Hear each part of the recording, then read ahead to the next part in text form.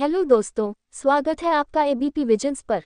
आगे बढ़ने से पहले अगर एबीपी विजन्स को सब्सक्राइब न किया हो तो चैनल को सब्सक्राइब कर ले और बेल आइकन को दबाना मत भूले ताकि हम आपसे मिल सके सबसे पहले। धन्यवाद। मुगल बादशाह औरंगजेब कुल 88 साल की उम्र तक जिंदा रहा। उसने अपने कई बच्चों की मौतें देखीं। अंतिम समय में वो बीमारी के चलते बहुत कमज़ोर हो गया था। उसे एहसास हो चुका था कि मुगल शासन का अंत नज़दीक है, जिसके बीज खुद उसने ही बोए थे।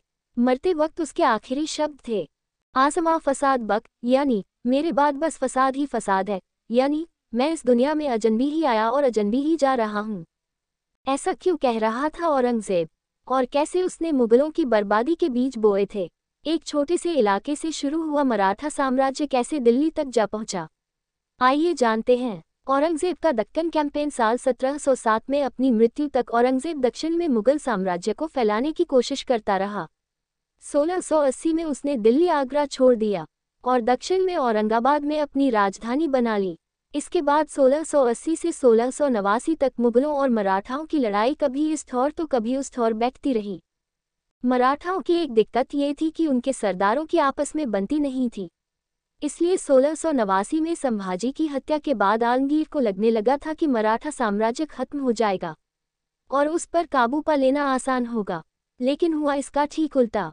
संभाजी के जीते जी जो मराठा सरदार बिखरे बिखरे थे, वो उनकी मौत के बाद एक होकर लड़ने लगे। संभाजी की मृत्यु के बाद 12 मार्च 1689 को संभाजी के छोटे भाई राजाराम को छत्रपति बनाया गया, जिसके ठीक 13 दिनों बाद यानी 25 मार्च 1689 को मुगल सेना ने रायगढ़ के किले पर हमला कर दिया। सूर्याजी पिसाल की दगाबाजी के चलते रायगढ़ का किला मुगलों के कब्जे में चला गया और उन्होंने संभाजी की पत्नी महारानी येसुबाई और बेटे साहू को कैद में डलवा दिया। यहाँ एक चीज नोट करिएगा, औरंगजेब ने संभाजी को मरवा डाला था, किंतु महारानी येसुबाई और साहू जी को कैद में लेकिन जिंदा, इसलिए नहीं कि मुगल दरियादिल थे। तो फिर इसके पीछे और क्या कारण था, ये आपको आगे पता चलेगा।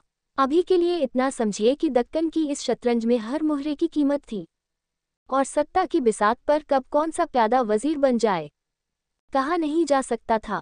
अभी के लिए आगे के किस्से पर बढ़ते हैं। जिंजी की ओर मुगलों के हमले से किसी तरह बचते बचाते छत्रपति राजाराम प्रतापगढ़ और वहां से विशालगढ़ के किले की सुरक्षा में पहुंचे। मुगलों ने यहाँ भी उनका पीछा किया। मुगल सेना जुल्फिकार खान की अगुवाई में लगातार दक्षिण की ओर बढ़ रही थी। पन्हला पर मुगलों का कब्जा हुआ तो मराठाओं को लगा कि जल्द ही विशालगढ़ पर भी हमला होगा, इसलिए छत्रपति राजाराम ने जिंजी के किले की तरह रुख किया और जिंजी मराठा साम्राज्य की नई राजधानी बन गया। राजाराम के इस तरह बचकर निकल जाने से मुगल बौखला गए थे। जिंजी पर हमला करने के इरादे से मुगल सेना की एक टुकड़ी दक्षिण की ओर बढ़ी, लेकिन संची घोरपड़े और धनजी जाधव ने उन्हें बीच में ही रोक लिया। मुगल सेना एक के बाद एक किलों पर कब्जा करती जा रही थी। ऐसे में मराठा सरदारों ने एक नई रणनीति बनाई। 1691 के आखिरी महीनों में बाबरेकर, संची, धनजी और बाकी के मराठा सरदार मावल में मिले। उन्होंने नई योजना पर काम करना शुरू किया। क्या थी ये योजना? तब तक मुगल सेना ने उत्तर कर्नाटक और महाराष्ट्र पर अपना कब्जा जमा लिया था। आगे उनका मकसद जिंजी को घेरना था। जुल्फिकार खान की अगुवाई में मुगल जिंजी की ओर बढ़े तो मराठाओं ने सह्याद्री में सेंध लगाना शुरू कर दिया। धनजी और संची ने पूर्व से मुगल सेना पर आक्रमण किया और बाकी मराठा सरदारों ने मुगल सेना को महाराष्ट्र के आसपास उलझाकर रखा। नई रणनीति के तहत दक्कन में मुगल दो हिस्सों में बंट गए, उत्तर कर्नाटक और महाराष्ट्र। इससे उनके सप्लाई रूट्स में दिक्कत पैदा होने लगी। सूरत का बंदरगाह दक्षिण में रसद पहुंचाने का एक महत्वपूर्ण जरिया हुआ करता था। इस रास्ते को भी मराठा नेवी ने बाधित कर रखा था। कुल मिलाकर कहें तो दक्कन में मुगल सेना अलग अलग पॉकेट्स में फंस चुकी थी और उनका कैंपेन लंबा खींचता चला जा रहा था। तंग आकर औरंगजेब ने जुल्फिकार खान को एक अल्टीमेटम भेजा, जिसके तहत जुल्फिकार के पास दो ही रास्ते थे, या तो वो जिंजी को हथिया ले या अपने पद से हाथ धोए। औरंगजेब की पिरिक विक्ट्री 1698 तक मराठा सेना ने किसी तरह जिंजी के किले को सुरक्षित रखा। मुगल सेना की ताकत उनके हाथी और तोप हुआ करती थी, लेकिन जिंजी की 3 पहाड़ियों में ये किसी काम के ना थे। यहाँ घुड़सवारों से काम चलता था। मराठाओं की जीत में एक बड़ा कारण थी उनकी घुड़सवार फौज, जो जंगल और पहाड़ियों में तेजी से हमला कर सकती थी। 1698 में जिंजी पर मुगलों का कब्जा हो गया, लेकिन इस काम में पूरे 7 साल लग गए। उन्हें जो जीत मिली उसे अंग्रेजी में पिरिक विक्ट्री कहा जाता है। इसे ये नाम राजा पिरहिस से मिला है, जिसने 280 ईसा पूर्व रोमन सेना को हेराक्लिया की लड़ाई में हराया था। लेकिन इस जंग में पिरहिस को सेना और धन बल का इतना नुकसान हुआ कि मजबूरन उसे अपना कैंपेन रोक देना पड़ा। 1698 तक मुगल सेना का भी यही हाल हो चुका था। 20 साल तक दक्कन की लड़ाई में उनकी सेना को भारी नुकसान हुआ था। शाही खजाना लगभग आधा हो चुका था और उत्तर और पश्चिम की रियासतें सिर उठाने का मौका ढूंढ रही थीं। 1699 में औरंगजेब के हाथ एक और मौका आया, जब मुगलों को कमजोर होता देख मराठा सरदारों में शक्ति के लिए एक बार फिर तनातनी शुरू हो गई। धनजी जाधव और संची घोरपड़े, जो अब तक मिलकर मुगल सेना से लड़ रहे थे, वो आपस में ही लड़ने लगे। धनजी ने संची की सेना पर हमला किया और इसमें संची की मौत हो गई। तब औरंगजेब के जनरल वापस लौटने की सलाह दे रहे थे, लेकिन मराठाओं की आपसी फूट के चलते उन्हें मौका दिखा और उन्होंने दक्कन में अपनी पूरी ताकत झोंक दी। राजमाता ताराबाई छत्रपति राजाराम ने भी तब तक सत्ता की बागडोर अच्छी तरह संभाल ली थी। उन्होंने धनजी को अपना सेनापति नियुक्त किया और सेना को 3 हिस्सों में बांटकर मुगलों पर हमला कर दिया।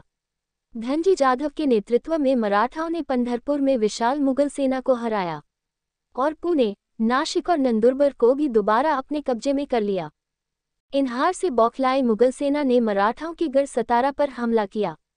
6 महीने तक प्रज्ञाजी प्रभु के नेतृत्व में मराठा सेना ने सतारा को बचाए रखा, लेकिन अप्रैल 1700 में सतारा मुगलों के कब्जे में चला गया।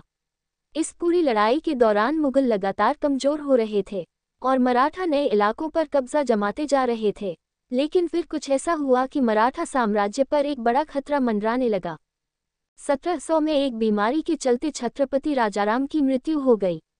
उनका बेटा शिवाजी द्वितीय महज 4 साल का था, इसलिए एक बड़ा प्रश्न खड़ा हुआ कि मराठा साम्राज्य की बागडोर कौन संभालेगा। इस नाजुक समय में जब मुगल लगातार हमलावर बने हुए थे, योग्य शासक की अनुपस्थिति में मराठा साम्राज्य के बिखर जाने का डर था। तब दक्कन की लड़ाई में एंट्री हुई राजमाता ताराबाई की। कौन थी ये? ताराबाई मराठा कमांडर हम्बीरराव मोहिते की बेटी और छत्रपति राजाराम की पत्नी थी। उन्होंने 4 साल के शिवाजी को गद्दी पर बिठाया और मराठा कैंपेन की बागडोर अपने हाथ में ले ली। उधर सतारा की जीत से उत्साहित औरंगजेब के लिए दक्कन की जंग आन बान शान की लड़ाई बन चुकी थी। किसी भी कीमत पर वो दक्कन का एक एक इंच हथिया लेना चाहते थे। मुगल सेना के कमांडर बार बार औरंगजेब को समझा रहे थे कि दक्कन में जीत असंभव है। इस लड़ाई के चक्कर में 175 साल पुराना मुगल साम्राज्य धराशायी हो सकता था। लेकिन एक औरत ने मराठाओं की लीडरशिप संभाल ली है, ये सुनकर औरंगजेब को लगा कि अब की जीत पक्की है। मुगल लेखक खफी खान ने इस दौरान लिखा, हमें इस बात का बिल्कुल अंदाजा नहीं था कि एक कमजोर और असहाय रानी शक्तिशाली मुगल साम्राज्य के लिए खतरा पैदा कर सकती है। औरंगजेब का सपना ही रह गया। 1701 के बाद मुगल सेना ने लगातार मराठा आधिपत्य वाले किलों पर हमला किया और कुछ पर कब्जा भी कर लिया। जहां लड़ाई से काम ना बना, वहां मराठा सरदारों को घूस देकर अपनी तरफ मिला लिया गया। 1704 तक तोरना और राजगढ़ भी मुगलों के कब्जे में जा चुके थे। लेकिन तब तक औरंगजेब को इतना तो समझ में आ गया था कि मराठा साम्राज्य को समाप्त करने का उनका सपना ही रह जाएगा। वहीं दूसरी ओर रानी ताराबाई ने मुगलों की चाल उन्हीं पर आजमाई। उन्होंने मुगल सरदारों को घूस देकर अपने कब्जे में किया और जहां बात नहीं बनी, सेना से काम लिया। 1705 में मराठा सेना ने उत्तर में भोपाल और भरोच का इलाका अपने हिस्से में मिला लिया।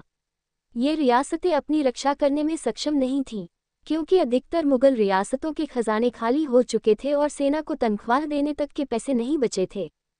1706 में मराठा सेना ने गुजरात और मध्य भारत में सेंध लगानी शुरू की तो औरंगजेब का हौसला पूरी तरह से टूट गया।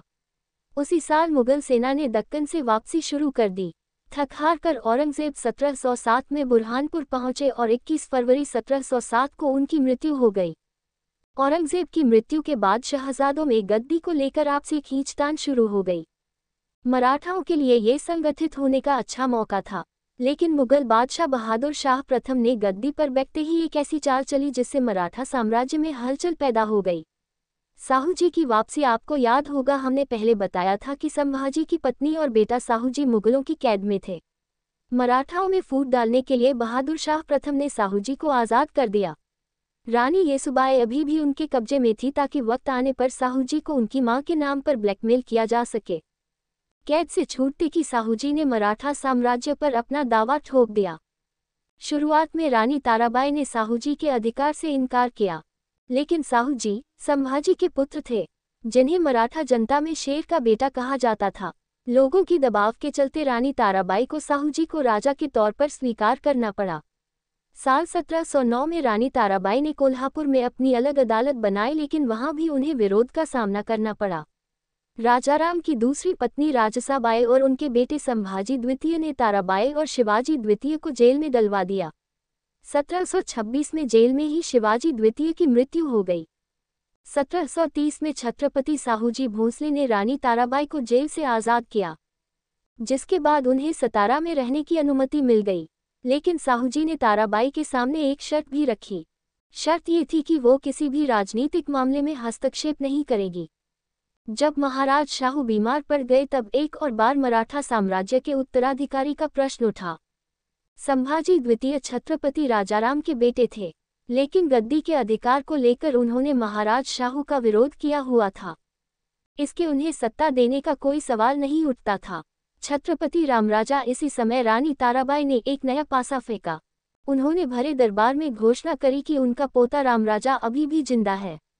उन्होंने दावा किया कि दुश्मनों के डर की वजह से उन्होंने रामराजा को छिपा कर रखा हुआ था और उसका पालन पोषण एक सैनिक के परिवार ने किया था। 1749 में महाराज शाहू ने रामराजा को अपना उत्तराधिकारी घोषित कर दिया और रामराजा नए छत्रपति बनाए गए। छत्रपति रामराजा ने पेशवा नाना साहब के साथ मिलकर मराठा साम्राज्य पर अपनी पकड़ मजबूत की और उत्तर भारत में मराठा साम्राज्य का विस्तार किया। 1750 में पेशवा नाना साहेब हैदराबाद के निज़ाम से जंग करने के लिए गए। तब मौका पाकर राजमाता ताराबाई ने छत्रपति रामराजा से कहा कि वो नाना साहेब से पेशवा का पद छीन लें। छत्रपति ने इनकार किया तो आज ही के दिन यानी 24 नवंबर 1750 को राजमाता ताराबाई ने छत्रपति रामराजा को कैद करवा लिया। सवाल उठे तो उन्होंने जवाब दिया कि रामराजा एक बहरूपिया है और असल में उनका पोता नहीं है। सतारा में इसके खिलाफ विद्रोह की चिंगारी भड़की तो उसे भी जल्द ही कुचल दिया गया।